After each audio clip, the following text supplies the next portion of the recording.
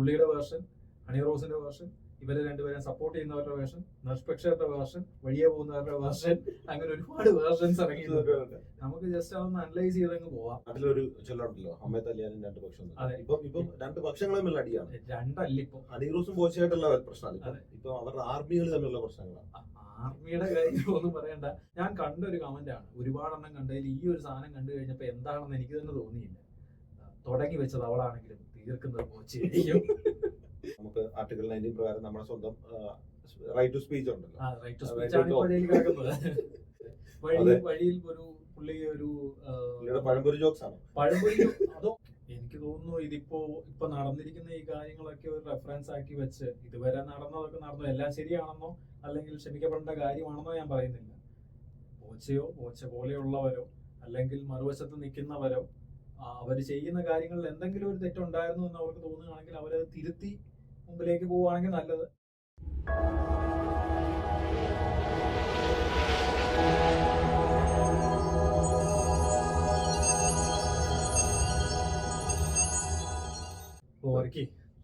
കുറച്ചു വർഷം മുമ്പുള്ള ഒരു ജയിലിലോട്ട് പോവാം. പഴയ ഒരു ജയില്. അതായത് കുറച്ചു വർഷം മുമ്പ് കേരളത്തിലെ ഒരു ജയിലിന്റെ ഫ്രണ്ടിൽ ഒരാൾ വന്നിട്ട് പറഞ്ഞു, എനിക്ക് ഒരു ദിവസം ഈ ജയിലിലൊന്ന് താമസിക്കണം, എന്താണ് ജയിലെന്ന് അറിയണമെന്ന് പറഞ്ഞു. അപ്പോഴത്തേക്കും ജയിലുകാർ പറഞ്ഞു, അതൊന്നും നടപടിയാവുന്ന കാര്യമില്ല, ചുമ്മാ ജയിലിൽ കയറ്റി ഒന്നും കിടത്താൻ പറ്റില്ല, കുറ്റം ചെയ്യാതെ ജയിലിൽ ഇടാൻ പറ്റില്ല എന്ന് പറഞ്ഞു. പുള്ളി അന്ന് പോയി, പക്ഷെ ആ ആഗ്രഹം വിട്ടില്ല. പുള്ളി നേരെ കർണാടകത്തിൽ പോയി. അവിടെ ജയിൽ ടൂറിസം എന്ന് പറയുന്ന പരിപാടിക്കകത്ത് 500 രൂപ കൊടുത്ത് ഒരു ദിവസം ജയിൽ പുള്ളിയായിട്ട് അങ്ങോട്ട് കാശ് കൊടുത്ത് ഒരു ദിവസം ജയിൽ പുള്ളിയായിട്ട് ജയിലിൽ കിടന്ന് ആ വേഷം ഇട്ട് ഫുഡ് കഴിച്ച് 24 മണിക്കൂർ കഴിഞ്ഞപ്പോൾ ഇറങ്ങി വന്നു. പക്ഷെ ഈ കാലം നമ്മുടെ ആഗ്രഹം എപ്പോ നടത്തി തരുമെന്ന് പറയാൻ പറ്റില്ല. കാരണം ആ വ്യക്തിക്ക് ഇപ്പൊ വർഷങ്ങൾക്ക് ശേഷം ജയിലിൽ പോവാൻ, കേരളത്തിൽ തന്നെ പോകാനുള്ള ഒരു അവസരം ഉണ്ടായി. ഇങ്ങോട്ട് ഇറങ്ങാൻ പാടുപെടുക. അതെ, നമ്മുടെ അറിയാലോ അതിന്റെ കാര്യമോ പറയുന്നത്. നേരത്തെ ജയിൽ ടൂറിസം വഴി ജയിലൊന്ന് കാണണമെന്ന് ആഗ്രഹിച്ചാണ് നമ്മുടെ ബോച്ച. പക്ഷെ ഇപ്പൊ അദ്ദേഹത്തിന് നിർഭാഗ്യവശാൽ ജയിൽ കയറേണ്ട ഒരു അവസ്ഥ വന്നിരിക്കുകയാണ്. ഇപ്പൊ ആ കാര്യം എന്താണെന്ന് പ്രത്യേകിച്ച് പറയേണ്ട കാര്യമില്ല.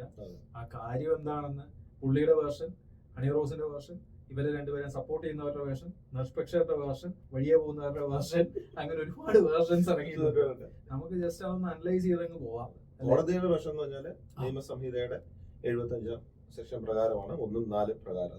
അത് സെക്ഷലി കളേർഡ് ജോക്സ് അല്ലെങ്കിൽ റിമാർക്സ് വെച്ചിട്ടാണ് പുള്ളി അറസ്റ്റ് ചെയ്തിരിക്കുന്നത്. നോൺ ബെയിലബിൾ ഒഫൻസ് ആണ്. പിന്നെ മറ്റേ സൈബർ ക്രൈമിന്റെ 67 സെക്ഷനും ഉണ്ട്. എല്ലാം കൂടെ പുള്ളിക്ക് ഒരു 3 വർഷത്തെ ഇപ്പം കിടപ്പുണ്ട്. പിന്നെ അത്രയൊന്നും പോകത്തില്ല.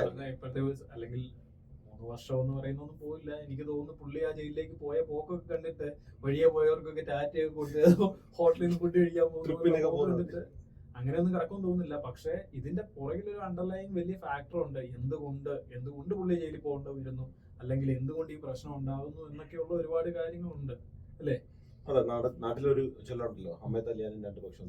ഇപ്പം രണ്ട് പക്ഷങ്ങളും തമ്മിലുള്ള അടിയാണ്. രണ്ടല്ലിപ്പോ ഹണിറോസും ബോച്ചയായിട്ടുള്ള പ്രശ്നമാണ്. ഇപ്പൊ അവരുടെ ആർമികൾ തമ്മിലുള്ള പ്രശ്നങ്ങളാണ്. ആർമിയുടെ കാര്യമൊന്നും പറയണ്ട. അതായത് ഇത് ഇത്ര വലിയ കാര്യമാണോ നമുക്ക് തോന്നാം. പക്ഷെ ജസ്റ്റ് ഇപ്പോൾ ആ ഫേസ്ബുക്കിലോ ഇൻസ്റ്റാഗ്രാമിലോ ഇതിനെ കുറിച്ച് എന്തെങ്കിലും ഒരു പോസ്റ്റ് വരുന്നതിന്റെ അതിലത്തെ കമന്റ്സ് നോക്കിയാൽ മതി.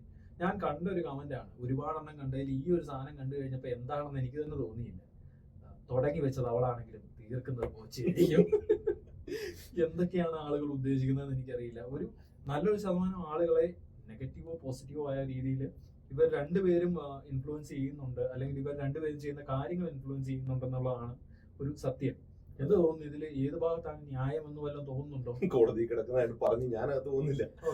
എന്നിരുന്നാലും നമ്മുടെ അഭിപ്രായങ്ങൾ പറയാമല്ലോ. നമുക്ക് ആർട്ടിക്കിൾ 19 പ്രകാരം നമ്മുടെ സ്വന്തം റൈറ്റ് ടു സ്പീച്ച് ഉണ്ടല്ലോ. ആ സ്പീച്ചിന്റെ നമ്മൾ എവിടെ നിർത്തണം, ഒരു ലിമിറ്റ് നമ്മൾ മനസ്സിലാക്കി കഴിഞ്ഞാൽ തീരാവുന്ന പ്രശ്നങ്ങളേ ഉള്ളൂ ഇല്ലേ. ഇപ്പൊ തമാശ പറഞ്ഞ ഞാൻ ഷെറിനോട് തമാശ പറയുന്നത്, ഷെറിനത് അരോചകമായി തോന്നുന്നിടത്ത് നിർത്താൻ ഞാൻ അത് ശ്രമിച്ചു കഴിഞ്ഞാൽ ആ പ്രശ്നങ്ങൾ അവിടെ തീരും. ഇതിപ്പോ ബോച്ചയുടെ കേസ് പറഞ്ഞാൽ കുറെ വർഷങ്ങളായിട്ട് തന്നെ പലരോടും, ഹണിറോസിനോട് മാത്രമല്ല പല ഇന്റർവ്യൂ ചെയ്യുന്ന കുട്ടികളോടൊക്കെ പുള്ളി പറഞ്ഞിട്ടുണ്ട് പലതരത്തിലുള്ള ജോക്സ്. അത് മാത്രമല്ല വഴിയെ പോകുന്നവരോട് ഒരു പുള്ളിക്കാരി പറയുന്നുണ്ട്, വഴിയിൽ ഒരു പുള്ളി ഒരു പഴംപൊരി ജോക്സ് ആണ്. പഴംപൊരി അതൊക്കെ അതിപ്പോ ഒരു ആണിനോട് പറഞ്ഞു എന്നൊരു ന്യായമെങ്കിലും നമുക്ക് പറയാം. പുള്ളിയുടെ ഒരുപാട് എണ്ണത്തിൽ ഞാൻ റീസെന്റ് ആയിട്ട് കണ്ട പറഞ്ഞു, പുള്ളി എവിടെയൊക്കെ ഒരു സൈക്കിളിൽ ഇങ്ങനെ പോവുകയാണ്. പുള്ളി അപ്പം ദുബായിൽ എന്തോ ഒരു ഫുട്ബോൾ പ്രോഗ്രാം അങ്ങനെ എന്തിനെ കുറിച്ച് സംസാരിക്കുകയാണ്. അപ്പൊ ഈ സൈക്കിളിന്റെ പുറകിൽ ഒരു കോളേജ് വിദ്യാർത്ഥിനി കയറിയിരിക്കുകയാണ്. അപ്പൊ പുള്ളി പറയാൻ, നമ്മൾ നേരെ ദുബായിക്ക് പോകുന്നു, ഞങ്ങൾ 2 പേരായിട്ട് പോകുന്നു, 3 പേരായിട്ട് തിരിച്ചു വരുന്നു. ഉടനെ എല്ലാരും ഒന്ന് ഞെട്ടുന്ന സമയത്ത് പുള്ളി പറയും ഞാൻ കപ്പും കൊണ്ട് വരുന്നു എന്നാണ് ഉദ്ദേശിച്ചത്. വഴിയെ പോകുന്നവരുടെ അടുത്ത് ഇങ്ങനത്തെ ഒരു കോമഡി അടിക്കുക. അതെ, നമുക്കിത് പറയാം. നമ്മുടെ ഏറ്റവും ക്ലോസ് സർക്കിളിൽ നമുക്ക് ഏറ്റവും ഫ്രീഡം ഉള്ളവരുടെ അടുത്ത് നാളെ പ്രശ്നം ഉണ്ടായില്ല 100% ഉറപ്പുള്ളവരുടെ അടുത്ത് അത് പറയുകയാണെങ്കിൽ അത് തെറ്റാണെന്ന് പറയാൻ പറ്റില്ല. ബിക്കോസ് ഇതെല്ലാം മാനുഷികമായിട്ടുള്ള കാര്യമാണ്. പക്ഷെ വഴിയെ പോകുന്നവരുടെ അടുത്ത് കയറി പറയുന്നതിന് ഒരു ഇനി ചിലപ്പോൾ ഒരു ലിമിറ്റ് ഉണ്ടായെന്ന് വരാം. ഇതുപോലെ തന്നെ സംസാരിക്കുന്ന പല ആളുകളും ഇനി ഞാനത് പറയാമോ എന്ന് ചിന്തിച്ചെന്ന് വരാം. പക്ഷെ ഇതുവരെ ഇതൊക്കെ സർവ്വസാധാരണമല്ലേ എന്നൊരു വിചാരമായിരുന്നു മൊത്തത്തിൽ. അതെ, ഇപ്പൊ നമ്മളിപ്പോ ഇപ്പൊ പറഞ്ഞത് ഇത് ഇനി ഒരു മാറ്റം ഉണ്ടാകും. ഈ ഒരു 5-8 വർഷം നോക്കുവാണെങ്കിൽ പ്രൊമോട്ട് പോവുകയാണെങ്കിൽ നമ്മൾ ഈ അൺപാർലമെന്ററി ബോഡി ഷേമിങ് അതൊന്നും അങ്ങനത്തെ വാക്കുകളൊന്നും സമൂഹത്തിൽ പൊതുവെ ഇല്ലായിരുന്നു എന്ന് മാത്രമല്ല അതൊന്നും ഒരു ആവശ്യമുള്ള കാര്യമായിട്ടേ തോന്നുന്നു. ബോഡി ഷേമിംഗ് എന്നൊക്കെ പറഞ്ഞു കഴിഞ്ഞാൽ അത് പറഞ്ഞില്ലെങ്കിൽ എന്തോ തെറ്റായ രീതിയായിരുന്നു. കാരണം ആളുകളെ ഐഡന്റിഫൈ ചെയ്യുന്നതൊക്കെ അങ്ങനെ തന്നെയായിരുന്നു. വണ്ണമുള്ള ചെറുക്കൻ, മെലിഞ്ഞ പെൺകുട്ടി എന്നൊക്കെ അല്ല, ഐഡന്റിഫൈ ചെയ്യുന്ന രീതി പോലെ പോലും അങ്ങനെയായിരുന്നു എന്നാണ് പറഞ്ഞത്. പിന്നെ അതിനപ്പുറത്തേക്ക് ഉണത്തടി എന്നൊക്കെ വിളിക്കുന്ന വേറെ തീർക്കും. അവര് കോടതിയിലേക്ക് പോയില്ലെങ്കിൽ അവര് അമ്മ തീർക്കും. പക്ഷെ ഇതിപ്പം ശരണ പറഞ്ഞാൽ ഇപ്പം ഒരു വലിയ ആർമി 2 കൂട്ട് തമ്മിൽ അടിയാണ്. സപ്പോർട്ട് ചെയ്യുന്നവരും എതിർക്കുന്നവരും തമ്മിൽ. അപ്പൊ എതിർക്കുന്നവർ അല്ല സപ്പോർട്ട് ഹണി റോസിനെ എതിർക്കുന്ന ഒരു പക്ഷത്തിൽ നിന്നുള്ളതാണ് നമ്മുടെ 2 ഭാഗത്തും ഉണ്ട്. രാഹുൽ ഈശ്വറിന്റെ ഒരു കമന്റ് ആണ് എനിക്ക് പെട്ടെന്ന് വന്നത്. രാഹുൽ ഈശ്വർ പറഞ്ഞു വെച്ചാല് ഹണി റോസ് പ്രലോഭനപരമായ ഡ്രസ്സിംഗ് യൂസ് ചെയ്തത് കൊണ്ടാണ് പുരുഷന്റെ സെക്ഷുവാലിറ്റി ഉണരുന്നത്. Face of sexuality is eyes, കണ്ണുകളിലൂടെയാണ്. അപ്പൊ കാണുന്നതിനെ അവന് സെക്ഷുവാലിറ്റി ഉണർത്താൻ സാധിക്കും. അതുകൊണ്ടാണ് ഇതെല്ലാം സംഭവിച്ചത്. ഹണി റോസും മിതത്വം പാലിക്കണം, വാക്കുകളിലെ മിതത്വം പോലെ തന്നെ ഡ്രസ്സിങ്ങിലെ മിതത്വം പാലിക്കണം. അപ്പോൾ എന്റെ ഒരു കാഴ്ചപ്പാടിൽ ആ പറഞ്ഞതിനോട് എനിക്ക് യോജിക്കാൻ സാധിക്കത്തില്ല. കാര്യം എല്ലാവർക്കും അത് അങ്ങനെ ആവണമെന്നില്ല. കാര്യം ഒരാള് ഇപ്പൊ നമ്മള് പ്രിയങ്ക ചോപ്ര ബിക്കിനിയിട്ട് പല സിനിമകളിലും അഭിനയിക്കുന്നുണ്ട്. അതെല്ലാം കണ്ടിട്ട് അതെല്ലാം നമ്മുടെ സെക്ഷുവാലിറ്റി ഉണർത്തുന്ന ഒരു കാര്യമാണ്. അല്ലെങ്കിൽ നമുക്ക് എന്ത് ചെയ്യാൻ ലൈസൻസ് ആണ് എന്ന് തോന്നുന്നു. ഷെറിന്റെ അഭിപ്രായം എന്താണ്? അത് എന്ന് ചോദിച്ചു കഴിഞ്ഞാല് പുള്ളിക്കാരി ചെയ്യുന്ന ഒരു കാര്യം വേറൊരാളെ ഉപദ്രവിക്കാത്ത ഒരു കാര്യമാണെങ്കിൽ പുള്ളിക്കാരിക്ക് അത് ചെയ്യാം. ആൻഡ് ഇങ്ങനെ പറഞ്ഞതിന്റെ അകത്ത് കാര്യമില്ല എന്ന് ചോദിച്ചാൽ കാര്യമുണ്ട്. ഒരു മനുഷ്യൻ അത് കാണുമ്പോൾ ആ രീതിയിലുള്ള ചിന്തകൾ ഉണ്ടായെന്ന് വരാം. അത് മാനുഷികമായിട്ടുള്ള കാര്യമാണ്. അത് വന്നില്ലെങ്കിലാണ് പ്രശ്നം. പക്ഷെ അത് ഉണ്ടായി കഴിഞ്ഞാൽ അത് എവിടെ ലിമിറ്റ് ചെയ്യണമെന്നുള്ളത് ഇപ്പൊ കണ്ടു കഴിഞ്ഞു, കണ്ടു, ഓക്കെ. അല്ലെങ്കിൽ ഇനി അതിനെക്കുറിച്ച് ഞാൻ കൂടുതൽ കമന്റ് ചെയ്യേണ്ട കാര്യമുണ്ടോ, അല്ലെങ്കിൽ ഞാൻ അതിൽ കൂടുതൽ പ്രൊസീഡ് ചെയ്യേണ്ട കാര്യമുണ്ടോ നമ്മൾ സ്വയം തീരുമാനിക്കാം. അതല്ല അവര് പറയുന്നുണ്ടല്ലോ, ഇവര് പറയുന്നുണ്ടല്ലോ, ഇപ്പൊ ഞാനായിട്ട് പറഞ്ഞ എന്താ പ്രശ്നം? അല്ലെങ്കിൽ അവരങ്ങനെ കാണിച്ചോണ്ടല്ലേ ഞാൻ ഇങ്ങനെ കാണിച്ചത് എന്ന് പറയുന്നതിന്റെ അകത്ത് വലിയ ന്യായം ഉണ്ടെന്ന് തോന്നുന്നില്ല. പക്ഷെ അത് ആ ഒരു തോട്ട് മാറാൻ ഒരുപാട് കാലം എടുക്കുമെന്നാണ് എനിക്ക് തോന്നുന്നത്. കാര്യം നമ്മളങ്ങനെ ശീലിച്ചു പോയി. അല്ലെങ്കിൽ നമ്മുടെ ഒരു ജനറേഷൻ അല്ലെങ്കിൽ അതിന് മുമ്പത്തെ ജനറേഷനിലൊക്കെ 100% അങ്ങനെ ചെയ്താൽ ഇങ്ങനെ ചെയ്യും.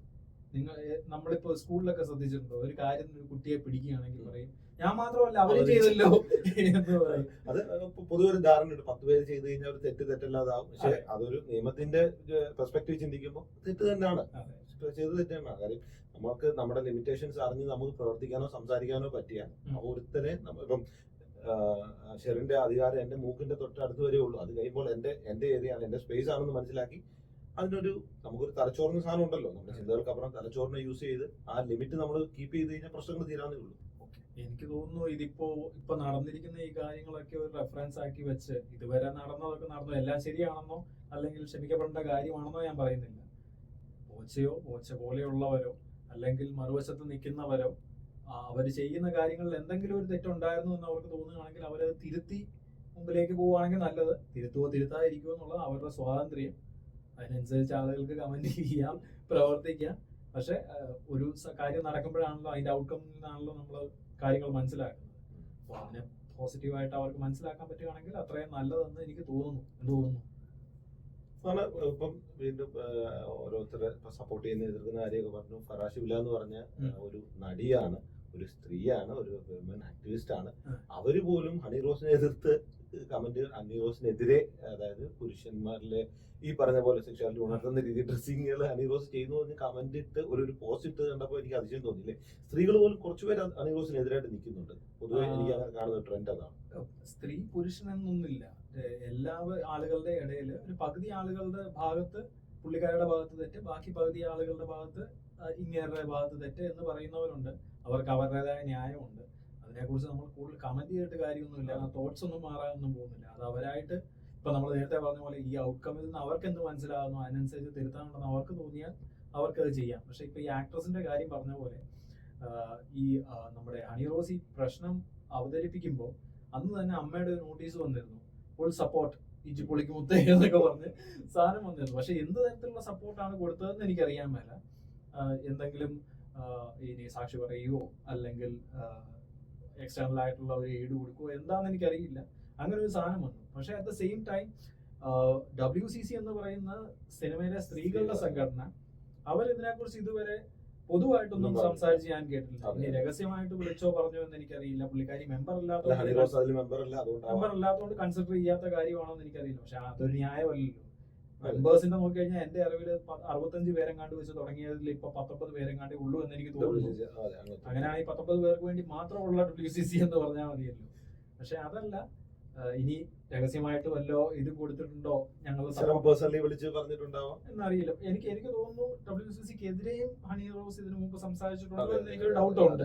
അമ്മയ്ക്ക് വേണ്ടി സംസാരിച്ചിട്ടുണ്ടെന്ന് എനിക്ക് തോന്നുന്നു. ഈ അമ്മ സംഘടന കാര്യം പറഞ്ഞപ്പോൾ പെട്ടെന്ന് എനിക്ക് ഓർമ്മ വന്നത് ഇതിനകത്ത് ലാലേട്ടൻ വന്ന് പെട്ടിട്ടുണ്ട്. അത് വായിച്ചായിരുന്നു? ഞാൻ എന്തോ കേട്ടു. നമ്മുടെ ഒരു ഒന്നിലധികം കേസുകളിൽ ലാലേട്ടൻ വന്ന് ഇതിനകത്ത് ഇൻവോൾവ് ആയിട്ടുണ്ട് ഇൻഡയറക്ട്ലി. കസബയുടെ ഇതിന്റെ ഇഷ്യൂ അറിയാലോ. കസബ മമ്മൂട്ടി പറഞ്ഞൊരു ഇഷ്യൂ ഒക്കെ ഉണ്ട്. WCC ഇഷ്യൂ ആക്കി. കേസൊന്നും ആയിട്ടില്ല, ഇഷ്യൂ ആയിട്ടുണ്ട്. പിന്നെ അത് കഴിഞ്ഞിപ്പം പറഞ്ഞ് ഇപ്പം രാഹുൽ ഈശ്വർ വീണ്ടും പറഞ്ഞേക്കുന്നത് മോഹൻലാൽ എന്തുകൊണ്ട് മാപ്പ് പറയുന്നില്ല. മോൺസ്റ്റർ മൂവിയിൽ ഹണി റോസിനോട് മോഹൻലാൽ ദുരാർത്ഥ പ്രയോഗം ഡബിൾ മീനിങ് ഉള്ള വാക്കുകൾ പറഞ്ഞു. അതിൽ ലാലേട്ടൻ കൊടുത്ത മറുപടി ഭയങ്കര തമാശയാണ്. പുള്ളി പറഞ്ഞു, ഞാൻ സിനിമയിൽ കുറെ പേരെ കൊന്നിട്ടുണ്ട്, നിങ്ങൾ എന്നെ തൂക്കിക്കൊല്ലും. ഞാൻ ഇത് കേട്ടില്ല. മറ്റദ്ദേഹത്തിന്റെ ഒരു സ്റ്റേജ് ഷോയുടെ ഒരു കാര്യം മറ്റൊരു TV പ്രോഗ്രാമിലെ ഒരു ചർച്ചയിൽ ഒരാൾ പറയുന്നത് കേട്ടു. എവിടെ മന്ത്രവാദം നടന്നാലും കോഴിക്കിരിക്കാൻ ഇല്ല എന്ന് പറയുന്ന പോലെ ഒരവസ്ഥ ലാലേട്ടൻ ഉണ്ടായിരുന്നുള്ളത് സത്യമാണ്. നമ്മളായിട്ടും കൂടെ ഇനി ഇതിനകത്തേക്ക് വലിച്ചിടണ്ട. അപ്പോ നമ്മുടെ വിഷയത്തിൽ തൽക്കാലം ലാലേട്ടൻ വേണ്ട, ഫ്രീ ആകാം. അതെ. എനിവേ, അവസാനമായിട്ട് പറഞ്ഞു നിർത്താനാണെങ്കിൽ ഇതിനകത്ത് ഞാനൊരു അഭിപ്രായമായിട്ടൊന്നും പറയുന്നില്ല. പക്ഷെ എനിക്ക് തോന്നുന്നു ഒറ്റ കാര്യമേ ഉള്ളൂ. നമ്മുടെ സ്വാതന്ത്ര്യം, ഇപ്പോ ഹണി റോസിന്റെ ആണെങ്കിലും ബോച്ചയുടെ ആണെങ്കിലും ഇഷ്ടമുള്ള രീതിയിൽ വേഷം ധരിക്കാം, ഇഷ്ടമുള്ള ഇനാഗുറേഷൻ നടത്തുമോ, എന്ത് വേണം ചെയ്യാം, ഏത് രീതിയിൽ മാർക്കറ്റ് ചെയ്യാം, ബോച്ചയ്ക്ക് ഇഷ്ടമുള്ള കമന്റ് പറയാം, എന്തും ചെയ്യാം. പക്ഷെ ഏതെങ്കിലും ഒരു പോയിന്റ് അത് മറ്റൊരാൾക്ക് ഉപദ്രവമാകുന്നു ഇതുണ്ടെങ്കിൽ അവിടെ വെച്ചത് തെറ്റാണ്. അതിനപ്പുറത്തേക്ക് അത് ചെയ്യാതിരിക്കുക. അല്ലെങ്കിൽ അങ്ങനെ തെറ്റ് പറ്റിയിട്ടുണ്ടെങ്കിൽ അത് തിരുത്തുക. അതല്ലാതെ നാളെ മുതൽ ഹണി റോസ് ഉദ്ഘാടനത്തിന് പോവുകയാണെങ്കിൽ പുതച്ചേ പോകാൻ പാടുള്ളൂ എന്നോ അല്ലെ ബോബി ചെമ്മണ്ണൂർ ഇനി വാ തുറക്കാൻ പാടില്ല എന്ന് പറയുന്നതിലൊന്നും ഒരു ന്യായമാണെന്ന് എനിക്ക് തോന്നുന്നില്ല. അതാണ് എനിക്കും പറയാനുള്ളത്. കാര്യം എല്ലാവർക്കും റൈറ്റ് ടു സ്പീച്ച് ഉണ്ട്. നമ്മുടെ സെക്ഷൻ 90 പ്രകാരം നമുക്ക് സംസാരിക്കാം. പക്ഷെ നമ്മൾ സംസാരിക്കുമ്പോൾ സഭയെ അറിഞ്ഞ് സംസാരിക്കുക, മറ്റുള്ളവരുടെ ഫീലിങ്സുകളൂടെ കൺസിഡർ ചെയ്ത് സംസാരിക്കുക. പ്രശ്നങ്ങൾ തീരാവുന്ന കേസുകളെ ഉള്ളൂ. സംസാരത്തിന്റെ കാര്യം പറഞ്ഞപ്പോ ഒരു വാക്കിന്റെ കാര്യം പെട്ടെന്ന് ഞാൻ ഓർക്കുകയാണ്. അപ്പൊ ആ വാക്ക് പറയാമെന്ന് എനിക്കറിയില്ല, എന്നിരുന്നാലും ഞാൻ പറയുകയാണ്. ഊക്ക് എന്ന് പറയുന്ന ഒരു വാക്കുണ്ട്. ഈ വാക്ക് എല്ലാരും വളരെ കോമൺ ആയിട്ട് ഇപ്പൊ യൂസ് ചെയ്യുകയാണ്. അതായത് മറ്റൊരാളെ കളിയാക്കുന്നു എന്നുള്ളതാണ് ഈ വാക്കിന് അർത്ഥം. പക്ഷെ ഒരു 10 കൊല്ലം മുമ്പ് ഇതിന്റെ അർത്ഥം മറ്റൊന്നായിരുന്നു. ഒരു കാര്യമായിട്ടാണ് ഇതിനെ എത്തിച്ചേരുന്നത്. അപ്പൊ ഞാൻ റീസെന്റ് ആയിട്ട് ഒരു ഇന്റർവ്യൂല് ഒരു സഹോദരനും സഹോദരി എന്ന് പറയുകയാണ്. അപ്പൊ ഈ സഹോദരൻ പറയുകയാണ്, എനിക്ക് ചിലപ്പോ ചേച്ചിയെ ഊക്കാൻ തോന്നും എന്നൊക്കെ പറയുകയാണ്. അപ്പൊ അതിന്റെ അർത്ഥം അറിയാതെ പറയുന്ന ആ ഒരു അത് കേൾക്കുമ്പോ അരോചകമാണ്. അവരത് വേറെ രീതിയിൽ കാലഘട്ടത്തിന്റെ മാറ്റങ്ങളായിരിക്കും. ഞാൻ പറഞ്ഞു വന്നതിന്റെ കാര്യം ഇതേ ഉള്ളൂ. മറ്റൊരാൾ പറയുന്നു, മറ്റൊരാൾ ഇങ്ങനെ ചെയ്യുന്നു, മറ്റൊരാൾ കാണിക്കുന്നതുകൊണ്ട് ഒരു പ്രശ്നമില്ല എന്ന് പറഞ്ഞ് നമ്മൾ ചെയ്യാതെ നമ്മൾ കാണിക്കുന്നതിനെ കുറിച്ച് ഒരു അവബോധം ഇല്ല എന്നുണ്ടെങ്കിൽ നാളെ പെട്ടെന്നൊരു മൊമെന്റിലായിരിക്കും നമ്മൾ പെടാൻ പോകുന്നത്. ഇപ്പോ അതുപോലെ തന്നെ മറ്റൊരു തിരുവനന്തപുരംകാരനുണ്ട്, ഒരു ഡബറയോളി അണ്ണൻ എന്ന് സ്വയം വിളിക്കുന്ന ഒരു പുള്ളിയുണ്ട്. പുള്ളിയുടെ ഒരു വീഡിയോ ഞാൻ കണ്ടിരുന്നു. അപ്പോൾ ആ വീഡിയോയില് മുമ്പ് ഇറങ്ങിയ വീഡിയോയില് പുള്ളി ബോബി ചെമ്മണ്ണൂരിനെയും ഹണി റോസിനെയും കുറിച്ച് പറയുകയാണ്. അപ്പൊ പുള്ളി പറയുന്നത് എങ്ങനെയാണ്, ആ ഡാഷ് മോൻ ഈ ഡാഷിനെ കുറിച്ച് ഈ ഡാഷ് പറഞ്ഞു, ഈ ഡാഷിനെ പോലീസ് പിടിക്കുന്നവരെ ഞാൻ ഡാഷ് വർത്താനം പറയും. ഈ പുള്ളി ഇങ്ങനെ വലിയ തെറികൾ ഇതിന്റെ കൂടെ പറയുകയാണ്. അപ്പൊ പുള്ളി പറയുന്ന ന്യായം, അവർക്ക് പറയാമെങ്കിൽ എനിക്ക് പറയാം. ഇത് ഈ മറ്റേ വാക്കിന്റെ പറഞ്ഞ പോലെ എല്ലാരും ഈ വാക്ക് ഉപയോഗിക്കുന്നുണ്ടല്ലോ, അതുകൊണ്ട് എനിക്ക് ഉപയോഗിക്കാം. ഒന്ന് ആലോചിച്ച് കണ്ടൊക്കെ സംസാരിക്കുകയാണെങ്കിൽ അകത്ത് പോവാതിരിക്കുമെന്ന് മാത്രമല്ല ഒരു മര്യാദ ഉണ്ടാകും എന്നുള്ള ഒരു കാര്യമേ ഉള്ളൂ. അപ്പോ ഇതൊക്കെ തന്നെയാണ് എനിക്ക് തോന്നുന്നത്. ഇതൊക്കെയാണ് പറയാനുള്ളത്. പ്രത്യേകിച്ച് ഇതിനകത്ത് നമുക്കൊരു കോടതി കിടക്കുന്ന കേസ് നമ്മൾ കൂടുതലൊന്നും പറയാനും പറ്റുന്നതാണ്. എന്നാലും ആവശ്യത്തിലധികം കയറി പറഞ്ഞും പോയി. ഇനി അതിന്റെ കേസ് വരുമോന്നല്ലേ? ഇനി അതിന്റെ കേസൊന്നും വരില്ല. കാര്യം നമ്മൾ പറഞ്ഞതിന് ഒരിക്കലും നമുക്ക് ജഡ്ജ് ചെയ്യാൻ പറ്റില്ല. ഞാൻ വേറെ ഉദ്ദേശത്തിൽ ഒന്നും പറഞ്ഞതല്ലേ എന്ന് ഞാൻ ഇപ്പൊ പറയുന്നതിൽ ഒരു കാര്യവുമില്ല. ഞാൻ പറഞ്ഞതിൽ എന്തെങ്കിലും തെറ്റുണ്ടെന്ന് കേൾക്കുന്നവർക്ക് തോന്നിക്കഴിഞ്ഞാൽ അത് തെറ്റ് തന്നെയാണ്. അല്ലാതെ പിന്നെ വേണമെങ്കിൽ നമുക്ക് അത് അങ്ങനെയൊക്കെ ആയിരുന്നു എന്ന് ഉദ്ദേശിച്ചതെന്ന് പറയാം. പക്ഷെ വൺസ് വി ഡെലിവർ സംതിങ് അത് നമ്മുടെ കയ്യിൽ നിന്ന് പോയി. അതുകൊണ്ട് കൈവിട്ട വാക്കും അതാ അതിൻ്റെ അകത്ത് ഒരു കമന്റ് കൂടെ അത് ഞാൻ പെട്ടെന്ന് കണ്ടത് ഓർക്കുന്നത്. 4 മാസങ്ങൾക്ക് മുമ്പ് 1 മിനിറ്റിൽ അദ്ദേഹം സംസാരിച്ച ഒരു കേസിൽ അദ്ദേഹത്തെ 1 വർഷം അകത്തിരുന്നത് ശരിയാണോ എന്നാണ് ചോദ്യം. 1 സെക്കൻഡ് പോലും സംസാരിച്ച് തെറ്റാണെങ്കിൽ അത് തെറ്റാണ്. നമ്മുടെ ആ 1 സെക്കൻഡ് മതി നമ്മുടെ ജീവിതം മാറി മറിയാൻ. അതെ അതെ. അപ്പൊ പിന്നെ അങ്ങനെയൊക്കെ ആകട്ടെ, എല്ലാം ക്ലിയർ ആയിട്ട് വരട്ടെ. അപ്പൊ conquer the world with love.